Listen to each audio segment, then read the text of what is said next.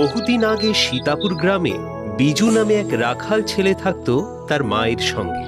সারাদিন সে ছাগল চড়াতো আর মনের আনন্দে বাঁশি বাজাতো। জানো মা, এই বর্ষার জলে কত নতুন ঘাস হয়েছে। ছাগলগুলো যে কি মজা করে খায় তোমায় কি বলবো। বেশ বেশ, এখন নিজে খা তো দেখি, খালি কথা আর কথা।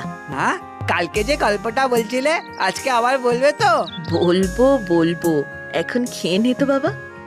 এইভাবেই মহা আনন্দে মা আর ছেলের দিন গুজরান হচ্ছিল।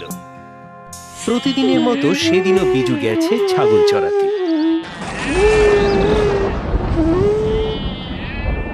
আকাশে মেঘ করেছে, বৃষ্টি নামবে। কালি, বেলা, এই চান্দু, পুটি, কোথায় গেলি? আয় আয়। বিজুর ডাকে ছাগলগুলো একে একে বিজুর কাছে চলে আসে। আসে না শুধু কালি। উফ, কালি কোথায় গেলি রে? এই তোরা এখানে থাক, আমি কালীকে নিয়ে আসছি। কালি, কালি। জঙ্গলের মধ্যে একটু ঢুকতেই দেখতে পায় কালি মনের আনন্দে ঘাস খাচ্ছে। এই তো, খুব দুষ্টু হয়েছে তুমি। খালি এদিক ওদিকে পালিয়ে যাওয়া না। হঠাৎ বিজুর চোখে পড়ে একটা আলো। ও বাবা, মাটিতে ওটা কি? এরকম পাথর তো আগে কখনো দেখিনি। কি সুন্দর দেখতে।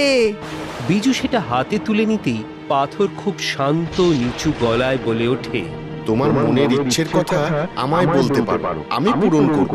কে কে কে? আমি গো আমি, তোমার হাতে থাকা পাথর বলছি। বাপরে, তুমি কথা বলতে জানো? কি চাও বলো, বলো কি চাও? আমার তো চাওয়ার কিছু নেই। ওই দেখো, এই বৃষ্টি নামবে। কালি, চল চল চল। আর তুমি এখন আমার পকেটে থাকো। হ্যাঁ, পাথর পকেটে ঢুকিয়ে ছাগলদের নিয়ে বিজু চলে যায়।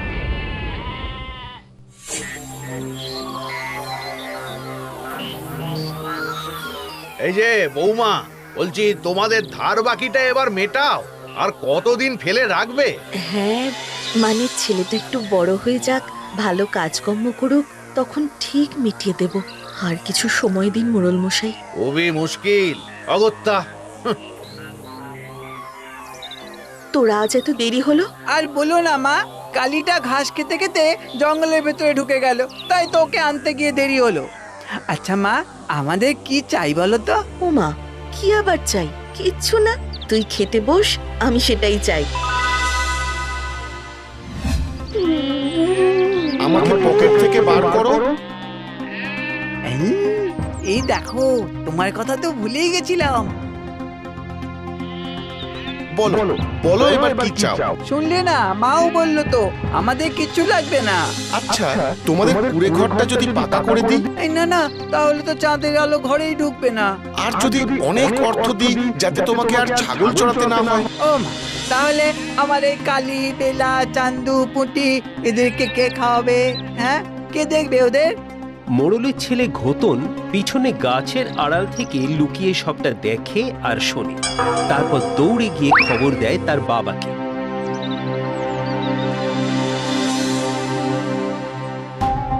হ্যাঁ, কি বললি? হ্যাঁ গো বাবা, একটা আশ্চর্য পাথর, জানো সে কথা বলতে পারে। পাথর কথা বলছে? নিশ্চয়ই কোনো জাদু মন্তর করে। চল তো দেখি কোথায় ও। চল।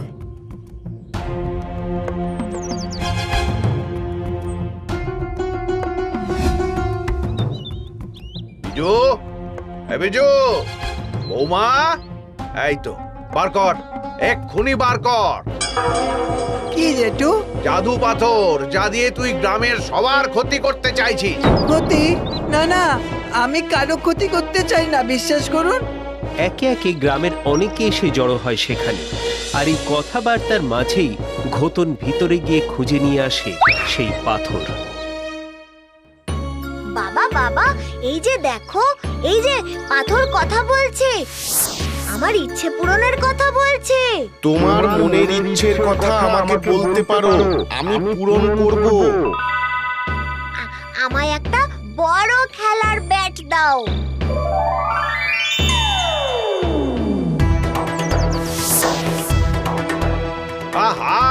মদন, কি করছিস কি?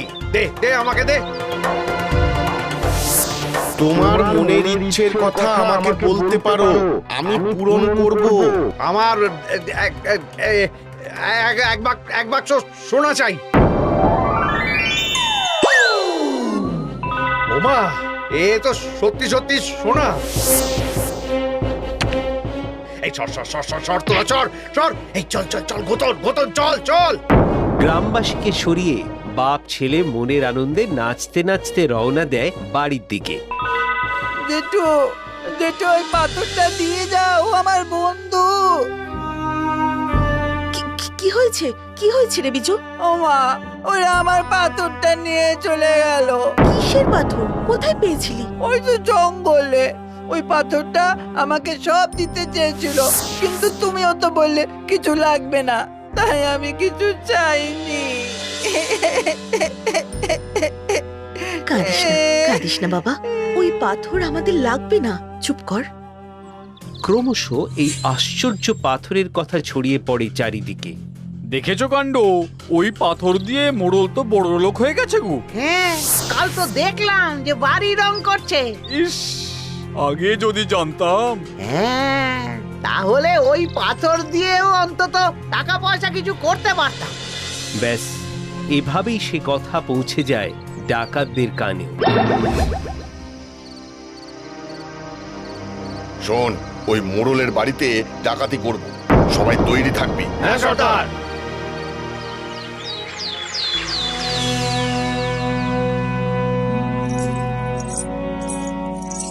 এই দেখো দেখো, এটা পরে আমায় কেমন লাগছে দেখো তো। আহ, কি হচ্ছে নাকি? খোলো খোলো, ওটা দিয়ে দাও। তুমি অমন করে কেন কথা বলছো বলো তো? এই সোনা দানা টাকা পয়সা পেয়ে না তুমি মানুষটাই কেমন যেন বদলে গেছো। আহ, এই ছেলেটাও হয়েছে তেমন। যাও যাও, বাইরে গিয়ে খেলো। বাবা, তুমি আমাকে আগে এমন করে বকতে না তো।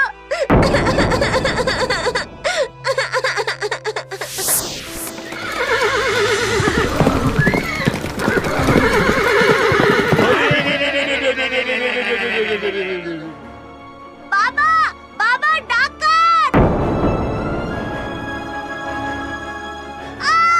মা, ও মা গো! ঘোতন!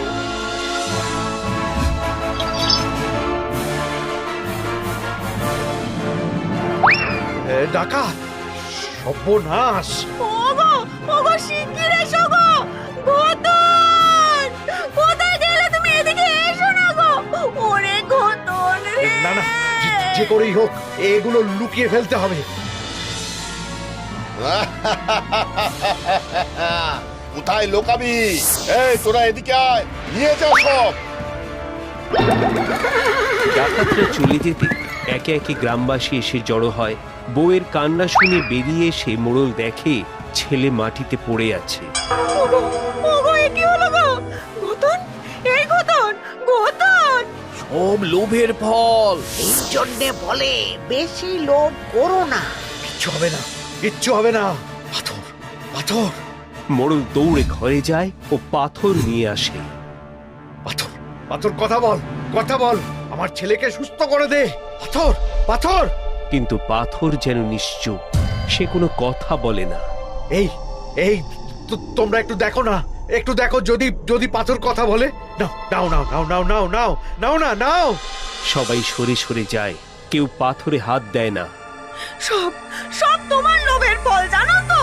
ওগো, ওগো, তুমি এক্ষুনি বিজুকে ডেকে আনো। বিজু! এই বিজু! বিজু! হায় হায় হায় হায়, আমি কি করলাম? সুখে শান্তিতে ছিলাম। লোভ লোভ লোভ, এই পাথরের জন্য আমার সুখ শান্তি সব গেল, সব। আমার আমার একমাত্র চোখের মনি আজ সেও।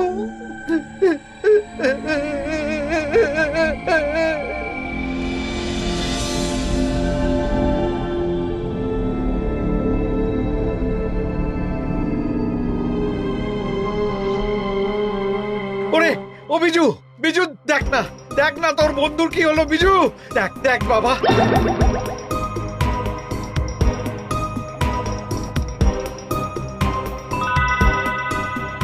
তোমার মনের ইচ্ছের কথা আমাকে বলতে পারো, আমি পূরণ করব। পাথর পাথর গতনকে সুস্থ করে দাও।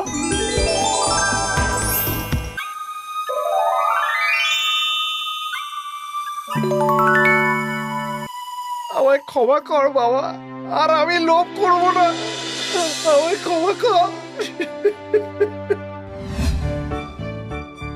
আমায় বের করো। খবরদার না, এখন আমরা দুই বন্ধু গল্প করছি, তোমার সাথে রাতে গল্প করব, কেমন? এই বিজু বিজু একটু বাঁশি বাজা না, শুনি। আচ্ছা দাঁড়া।